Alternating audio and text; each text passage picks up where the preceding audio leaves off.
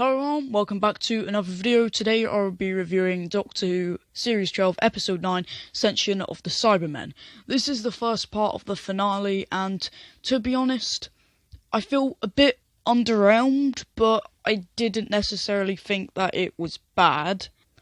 I did like how the Doctor and Ryan got a bit more interaction in this episode, because it seemed like, besides the Ghost Monument to me, that they never really got that much interaction together, and nor did Graham or Yaz, although they've had more than the Doctor and Ryan, I feel. So I really liked how they got split up like that. That's kind of how I wanted their team split up, like in the Ghost Monument at the start anyway, when they're on the two separate ships, so that was nice to see. Cyber drones were just bad. The CGI in this episode was questionable, I'd say. It really wasn't great. And when they showed the portal, which is like when you first saw the portal, not knowing where it was going, I knew it was Gallifrey, because there's a trailer and the Doctor says, "That's my home planet." It's like, it's going to be Gallifrey, isn't it? Meh.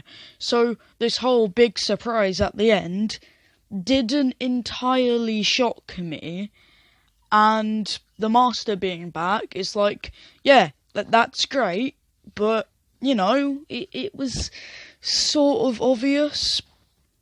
I did like the supporting cast in this episode. I thought they were quite good, especially Ravio. Although the blonde woman, she really didn't have a lot to do, and that was just a bit naff, to be honest. Like, she probably only said about 3 lines, or 5 in the entire episode, and that was it. Like, yeah, cool. Why are you here? Also, why are you here? Why did they bring back the RTD Cybermen? It's like they just got the closing time Cybermen, battered them a bit more, and was like, hey up, here you go, use these. Right? What? Again, I didn't hate this episode. I thought it was quite good, but, you know, I just feel for first part of the finale, which had so much build up and just so much kind of anticipation, it really wasn't that great. Although, however, I do think next week's looks astonishing. I cannot wait for it. As with this immortal sort of guy, and then saying he won't forget any of this, I reckon that that could have been a chameleon arch, because, you know, I feel like the technology on his head looked very similar, and like the kind of screams, it like kind of mirrored how David Tennant kind of reacted to the chameleon arch when he used it. So that's just a little theory of mine. I do imagine that he might have some kind of relevance to Jack, though. Like, I'm not sure if it is a chameleon arch or maybe a mind probe. You never know.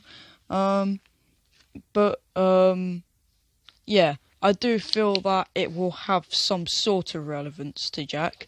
I would like to see next week an explanation to Jo Martin's Doctor, because if they have that in Fugitive of the Jadoon and don't really explain it in the finale, then that's just a bit dull. However, they did say some, like, things will be answered, some things will be asked in this finale, so hopefully Jo Martin will not be left unanswered until series 13.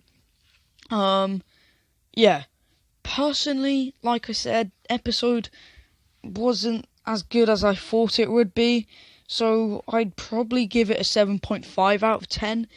I feel like it just could have been a bit better, and it wasn't as good, but it was still enjoyable. It was still decent. It's like, it wasn't another version of the Battle of Kerala Vomit, which is fine by me.